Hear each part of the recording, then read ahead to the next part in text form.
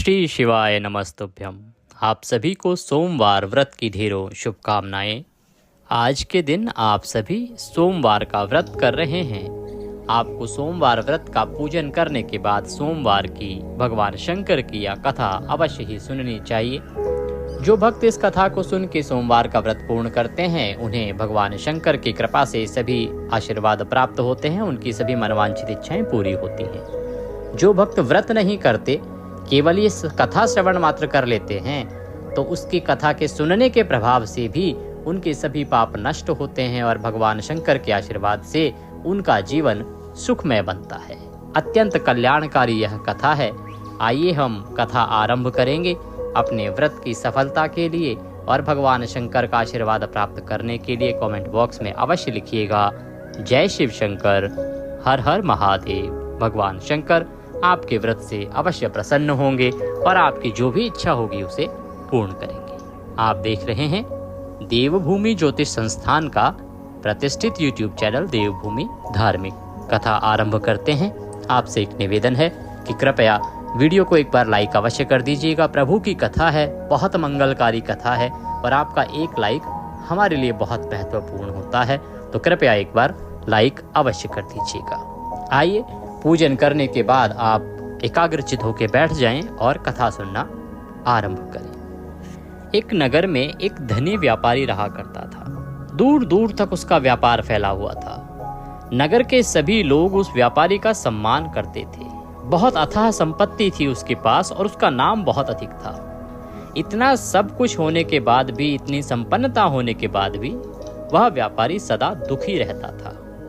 क्यों? क्योंकि उसके कोई पुत्र नहीं था, उसके कोई संतान नहीं थी, जिस कारण अपनी मृत्यु के पश्चात व्यापार के उत्तराधिकारी की चिंता उसे हमेशा सताती रहती थी कि उसकी मृत्यु के बाद उसके व्यापार की देखरेख कौन करेगा, उसका उत्तराधिकारी कौन होगा और उसका पिंडदान कौन करेगा। इसलिए वह पुत्र की प्राप्ति की इच्छा से प्रत्येक सोमवार को भगवान शिव की व्रत व पूजन किया करता था और शाम के समय शिव मंदिर में जाकर शिव जी के सामने घी का दीपक जलाया करता था और नित्य नेम से उनका व्रत किया करता था। उसकी भक्ति देखकर मां पार्वती प्रसन्न हो गई और भगवान शिव से उस व्यापारी को मनोकामना पूर्ति के लिए आशीर्वाद देने का निवेदन किया। भगवान शिव बोले, हे पार्वती, इस संसार में सबको उसके कर्म के अनुसार फल मिलता है। जो प्राणी जैसा कर्म करते हैं उन्हें वैसा ही फल प्राप्त होता है। शिवजी द्वारा समझाने के बाद भी माता पार्वती नहीं मानी और उन्होंने जिद ठान ली कि आपको व्यापारी की मनोकामना पूरी करनी ही होगी। इस प्रकार से वो बार बार शिवजी से अनुरोध करती रही कि आप व्यापारी की मनोकामना पूरी कीजिए। अंततः माता के आग्रह को देखकर भगवान भोलेनाथ को उस व्यापारी को पुत्र प्राप्ति का वरदान देना पड़ा। वरदान देने के पश्चात भगवान भोलेनाथ मां पार्वती से बोले, आपके आग्रह पर मैंने पुत्र प्राप्ति का वरदान तो दे दिया, परंतु इसका यह पुत्र 16 वर्ष से अधिक समय तक जीवित नहीं रहेगा। उसी रात भगवान शिव उस व्यापारी के स्वप्न में आए और उसे पुत्र प्राप्ति का वरदान दिया और उसके पुत्र के 16 वर्ष तक जीवित रहने की बात भी उसे बताई। भगवान के वरदान से व्यापारी को खुशी तो हुई, लेकिन पुत्र की अल्पायु की चिंता ने उस खुशी को नष्ट कर दिया, क्योंकि उसे ज्ञात हुआ कि उसका पुत्र केवल 16 साल तक ही जीवित रहेगा। व्यापारी पहले की तरह सोमवार के दिन भगवान शिव का विधिवत व्रत करता रहा, पूजन करता रहा, दीपक जलाता रहा। कुछ महीनों के बाद उसके घर एक अति सुंदर बालक ने जन्म लिया और घर में खुशियां ही खुशियां भर गई। बहुत धूमधाम से पुत्र जन्म का समारोह मनाया गया, परंतु व्यापारी को पुत्र जन्म की अधिक खुशी नहीं हुई, क्योंकि उसे पुत्र की अल्पायु के रहस्य का पता था। जब पुत्र 12 वर्ष का हुआ तो व्यापारी ने उसे उसके मामा के साथ पढ़ने के लिए वाराणसी भेज दिया। लड़का अपने मामा के साथ शिक्षा प्राप्ति हेतु चल दिया। रास्ते में जहां मामा भांजे विश्राम हेतु रुकते, वहीं यज्ञ करते और ब्राह्मणों को भोजन कराते। इस प्रकार वो यज्ञ कर्म आदि करते, दान पुण्य करते हुए आगे बढ़ रहे थे। लंबी यात्रा के बाद मामा भांजे एक नगर में पहुंचे। उस नगर के राजा की कन्या का विवाह था, जिस कारण पूरे नगर को सजाया गया था। निश्चित समय पर बारात भी आ गई, लेकिन वर का पिता अपने बेटे के एक आंख से काना होने के कारण बहुत चिंतित था। दूल्हे के पिता को भय था कि इस बात का पता अगर राजा को चल गया तो राजा जो है विवाह से इनकार कर देगा। अगर राजा को पता चल गया कि जो दूल्हा है वो एक आंख से काना है, इससे उसकी बदनामी भी होगी। जब वर के पिता ने व्यापारी के पुत्र को देखा तो उसके मस्तिष्क में एक विचार आया। उसने सोचा, क्यों ना इस लड़के को दूल्हा बनाकर राजकुमारी से विवाह करा दूं। विवाह के बाद इसको धन देकर विदा कर दूंगा और राजकुमारी को अपने नगर ले जाऊंगा। वर के पिता ने लड़के के मामा से इस संबंध में बात की। मामा ने धन मिलने के लालच में वर के पिता की बात स्वीकार कर ली। लड़के को दूल्हे का वस्त्र पहनाकर राजकुमारी से विवाह करा दिया गया। राजा ने बहुत सारा धन देकर राजकुमारी को विदा किया। शादी के बाद लड़का जब राजकुमारी के साथ लौट रहा था तो वह सच नहीं छिपा सका और उसने राजकुमारी की ओढ़नी पर लिख दिया, राजकुमारी, तुम्हारा विवाह मेरे साथ हुआ था। मैं तो वाराणसी पढ़ने जा रहा हूँ और अब तुम्हें जिस नवयुवक की पत्नी बनना पड़ेगा वह काना है। जब राजकुमारी ने अपनी ओढ़नी पर लिखा हुआ पढ़ा तो उसने काने लड़के के साथ जाने से इनकार कर दिया। राजा को जब सब बातें पता लगी तो उसने राजकुमारी को महल में ही रख लिया और बारात को बेरंग लौटा दिया। उधर लड़का अपने मामा के साथ वाराणसी पहुंच गया और गुरुकुल में पढ़ना शुरू कर दिया। जब उसकी आयु 16 वर्ष की हुई तो उसने यज्ञ किया। यज्ञ की समाप्ति पर ब्राह्मणों को भोजन कराया और खूब अन्न वस्त्र दान किए। रात को वह अपने शयन कक्ष में सो गया। शिवजी के वरदान के अनुसार शयन अवस्था में ही उसके प्राण पखेरु उड़ गए, क्योंकि उसकी 16 वर्ष की आयु थी जो आज समाप्त हो गई। सूर्योदय पर मामा मृत भांजे को देखकर रोने पीटने लगा। आसपास के लोग भी एकत्रित होकर दुख प्रकट करने लगे। लड़के के मामा के रोने तथा विलाप करने के जो तीव्र स्वर हैं वो समीप से ही गुजरते हुए भगवान शिव और माता पार्वती जी के कानों में पड़े। माता पार्वती ने भगवान शंकर से कहा, प्राणनाथ, मुझे इसके रोने के स्वर सहन नहीं हो रहे हैं। आप इस व्यक्ति के कष्ट को अवश्य दूर करें। ये कौन है और क्यों रो रहा है? इस प्रकार का रुदन मैं सहन नहीं कर पा रही हूँ। भगवान शिव ने माता पार्वती के साथ अदृश्य रूप में समीप जाकर देखा तो भोलेनाथ माता पार्वती से बोले, यह तो वही व्यापारी का पुत्र है जिसे मैंने 16 वर्ष की आयु का वरदान दिया था। इसकी आयु पूरी हो गई है। माँ पार्वती ने फिर भगवान शिव से निवेदन किया कि हे प्रभु, इस बालक को जीवन दान दीजिए। मैं आपसे निवेदन करती हूँ, इसके पिता ने आज तक आपका व्रत नहीं छोड़ा है। आपने उन्हें 16 वर्ष की आयु के बारे में बता दिया, फिर भी वो पूरी श्रद्धा और भक्ति के साथ आपका सोमवार का व्रत करते हैं, पूजन करते हैं, दिया जलाते हैं। तो आपको इसे जीवन दान अवश्य देना चाहिए, अन्यथा वो दोनों अपने प्राण त्याग देंगे। इस प्रकार जब माता पार्वती ने भगवान शंकर से बार बार आग्रह किया तो उस लड़के को भगवान शंकर ने जीवित होने का वरदान दिया और कुछ ही पल में वह जीवित होकर उठ बैठा। इस प्रकार सब तरफ खुशी का माहौल हो गया। मामा बहुत प्रसन्न हुआ। शिक्षा समाप्त करके लड़का मामा के साथ अपने नगर की ओर चल दिया। दोनों चलते चलते उसी नगर में पहुंचे जहां उस लड़के का राजकुमारी से विवाह हुआ था और वह चुनरी पर लिखकर चला गया था।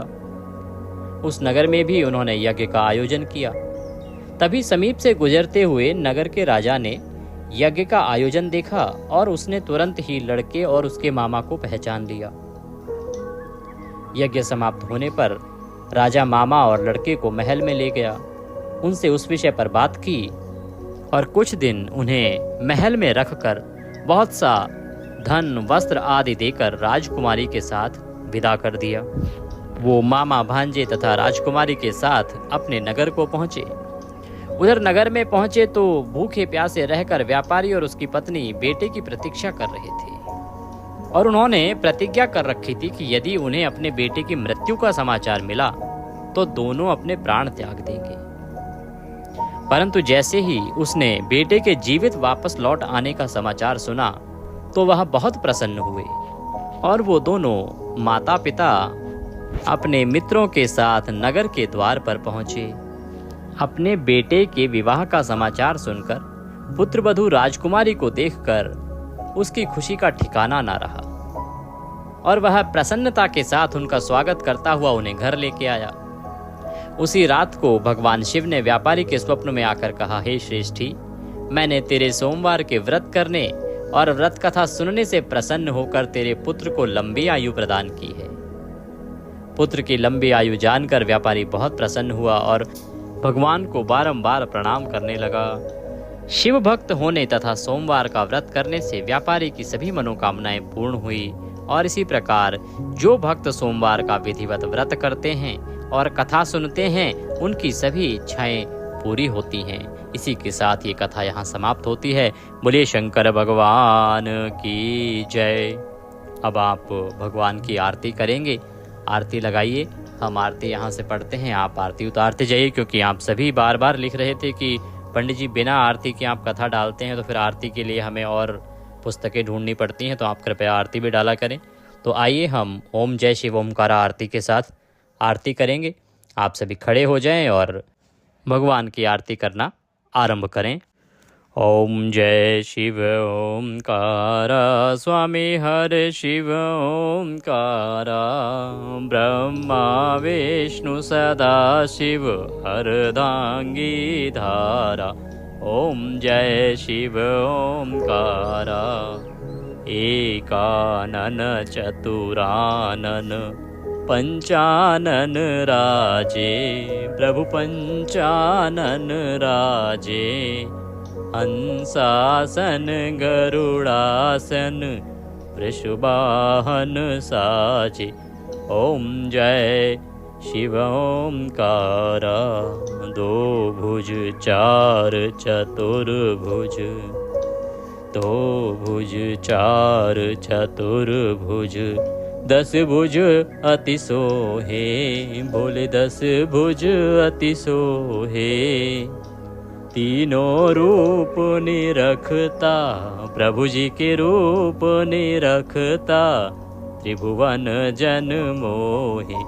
ओम जय शिव ओमकारा श्वेतांबर पीतांबर वाघांबर अंगे बोले वाघांबर अंगे। सनकादिक ब्रह्मादिक भूतादिक संगे। ओम जय शिव ओमकारा अक्षमाला वनमाला रुंडमाला धारी बोले रुंडमाला धारी। चंदन मृग मद सोहे भोले शुभकारी। ओम जय शिव ओमकारा कर के मध्य कमंडल चक्र त्रिशूल धरता बोले चक्र त्रिशूल धरता। जग करता जग हरता जग पालन करता। ओम जय शिव ओमकारा 64 योगिनी गावत नृत्य करत भैरो बोले नृत्य करत भैरो। बाजत ताल मृदंगा बाजत डोल मृदंगा और बाजत डमरू। ओम जय शिव ओमकारा लक्ष्मी वर सावित्री पार्वती संगे बोले पार्वती संगे। अर्धांगिनी गायत्री सिर सोहे गंगे। ओम जय शिव ओमकारा काशी में विश्वनाथ विराजे नंदी ब्रह्मचारी प्रभो नंदी ब्रह्मचारी। नित्य उठ भोग लगावत, भोले जी के दर्शन पावत, महिमा अति भारी। ओम जय शिव ओंकारा, ब्रह्मा विष्णु सदा शिव, जानत अविवेका, प्रभु जानत अविवेका।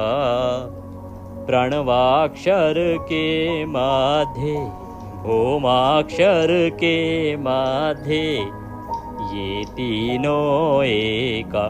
ओम जय शिव ओंकारा, त्रिगुण स्वामी जी की आरती, जो कोई नर गावे, प्रभु प्रेम सहित गावे। कहत शिवानंद स्वामी, रटत हरि हर स्वामी, मन वांछित फल पावे। ओम जय शिव ओंकारा। त्वमेव माताश्च पिता त्वमेव, त्वमेव बन्धुश्च सखा त्वमेव, त्वमेव विद्या द्रविणं त्वमेव, त्वमेव सर्वं मम देव देवः। आप शीतलीकरण करेंगे, जल लीजिए, आरती के चारों तरफ एक बार घुमा के छोड़िए और उसके बाद भगवान को आरती दीजिए। भगवान को आरती देके बाकी सभी को आरती दीजिए, स्वयं आरती लीजिए। आरती के बाद अब आप पुष्पांजलि करेंगे। पुष्पांजलि करने के लिए हाथों में पुष्प ले लीजिए। पुष्पांजलि बहुत आवश्यक प्रक्रिया है किसी भी व्रत की पूजा में, और क्योंकि ये जो पूजन होता है भगवान शंकर का, ये 1 दिवसीय पूजन ही होता है। तो अब आप आरती के बाद पुष्पांजलि करेंगे। हम यहाँ से मंत्र पढ़ते हैं, आप उस विधि से भगवान से निवेदन कीजिएगा। मंत्रहीनम क्रियाहीनम भक्तिहीनम सुरेश्वर, यत् पूजितं मया देवो परिपूर्णं तदस्तु मे। यदक्षर पदभ्रष्टं मात्राहीनं च यद्भवे, तत्सर्वक्षम्यतां देवो प्रसीदाय परमेश्वरः। आवाहनं न जानामि विसर्जनं, पूजं चैवं न जानामि क्षम्यतां परमेश्वरः। हे प्रभु, न हम आपका आवाहन जानते हैं, न पूजन जानते हैं, न विसर्जन जानते हैं, न मंत्र जानते हैं। हम कुछ नहीं जानते, हम अज्ञानी जीव हैं, हम आपके बालक नादान हैं प्रभु। जैसी हमारी छोटी सी समझ आपने बनाई है, जैसी छोटी सी बुद्धि दी है, उसमें जैसी हमारी समझ है उसके अनुसार हमने आज आपके सोमवार के दिन व्रत तथा पूजन किया है। इस पूजा में, इस व्रत में हमसे कोई गलती जाने अनजाने में यदि हो जाए तो उसके लिए आप हमें क्षमा करें और दया का आशीर्वाद प्रदान करें। हमने अपनी समझ के अनुसार जितना हो सके उतना उत्तम प्रयास किया है आपकी पूजा के लिए, उतना उत्तम प्रयास किया है इस व्रत के लिए। तो हमारे जाने अनजाने की गलतियों को ध्यान न देते हुए अपना आशीर्वाद प्रदान करें। और इसके निमित्त आपको अर्पित करने के लिए हमारे पास कुछ नहीं है, तन मन धन सब आप ही का है। हमारे पास क्या है?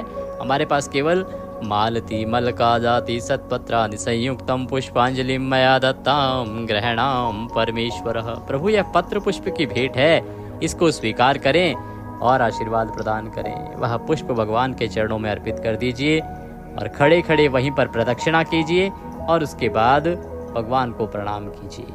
प्रणाम करके आपका आज का पूजन यहाँ पर समाप्त होता है। आपने पूजा विधि हमने पहले बताई थी आपको, अगर आपको नहीं ज्ञात है तो पंचोपचार से आपने पूजन करना चाहिए। अर्थात सबसे पहले भगवान को स्नान कराना चाहिए, शुद्ध जल से स्नान कराइए अगर आप मंदिर में पूजन करते हैं तो, और घर पर पूजन करते हैं तो भी बताते हैं आपको। पहले शुद्ध जल से, जो गंगा जल मिला हुआ जल लीजिए लोटे में, उससे भगवान को छींटे दीजिए। अगर तस्वीर पर पूजन कर रहे हैं तो और शिवलिंग पर जा रहे हैं तो वह जल अर्पित कीजिए। फिर पंचामृत से अभिषेक कराइए भगवान को और पुनः शुद्ध जल से अभिषेक कराइए। इस प्रकार से 3 बार आपको नहलाना है, शुद्ध जल से जिसमें गंगा जल मिला है, फिर पंचामृत बनता है कच्चा दूध, दही, घी, शहद और शक्कर से, तो पंचामृत से अभिषेक कराइए और फिर पुनः शुद्ध जल से जिसमें गंगा जल मिला है। और उसके बाद भगवान को तिलक कीजिए, बिल्व पत्र अर्पित कीजिए, चंदन लगाइए, भगवान को फूलों की माला पहनाइए, भगवान को भस्म अगर है तो भस्म लगाइए, भगवान को, भगवान का पूरा श्रृंगार कीजिए, भोग लगाइए भगवान को। और उसके बाद आप कथा श्रवण कीजिए।